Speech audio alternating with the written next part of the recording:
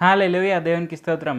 దేవుడైన యేసు ప్రభువారు ఈరోజు మనకు పరిశుద్ధ గ్రంథం నుంచి ఇస్తున్న వాగ్దానము నెహెమ్యా గ్రంథము 1వ అధ్యాయం 4వ వచనం.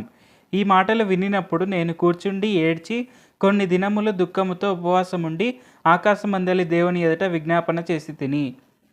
సో ఈరోజు వాగ్దానం కనుక చూసుకుంటే ఇది ఎప్పుడు జరుగుతుంది అంటే నెహెమ్యాకు వచ్చి వాళ్ళ దేశం అంటే ఇజ్రాయెల్ దేశం యొక్క స్థితిని అక్కడి వాళ్ళు చెప్పినప్పుడు నెహెమ్యా చాలా విచారించి అక్కడ ఎలా ఉంది అనేది అవన్నీ తెలుసుకొని చాలా విచారించి ఎలాగా అని బాధపడుతూ ఉపవాసం ఉండినాడు. సో ఇక్కడ మనం చూసుకుంటే నెహెమ్యా పైన ఒక పెద్ద పర్పస్ అనేది వచ్చింది.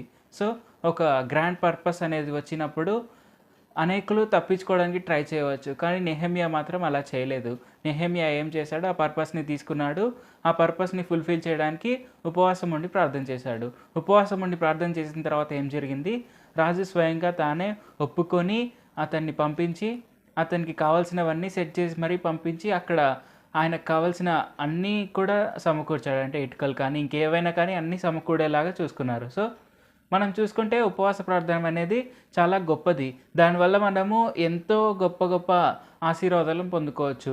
సో మన జీవితాల్లో కూడా మనకు ఒక గ్రేట్ పర్పస్ అనేది ఉండొచ్చు.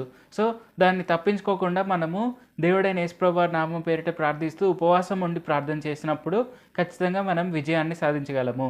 ఎలాగైతే నెహెమ్యా కేవలం 52 రోజుల్లో ఇజ్రాయెల్ గోడలన్నీ కట్టేశారో అలాగే మనం కూడా గొప్ప ఆశీర్వాదాలను పొందుకోవచ్చు. గొప్ప గొప్ప విషయాలను మనం అత్యంత త్వరితంగా చేసేవచ్చు.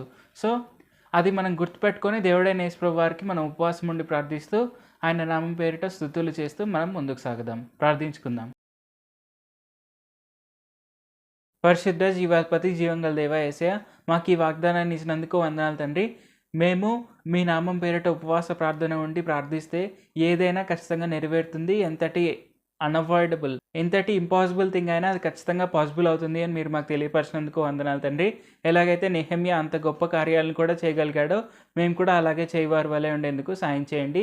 మేము మీ నామం పేరిట ఉపవాసం ఉండి ప్రార్థించి అనేకులను మీ మార్గంలోనికి నడిపించేందుకు సాయం చేయండి. యేసు నామంలో అడుగుచున్నాం తండ్రి. ఆమేన్. Thank you Jesus. దేవుడు మిమ్మల్ని ఆశీర్వదించును గాక.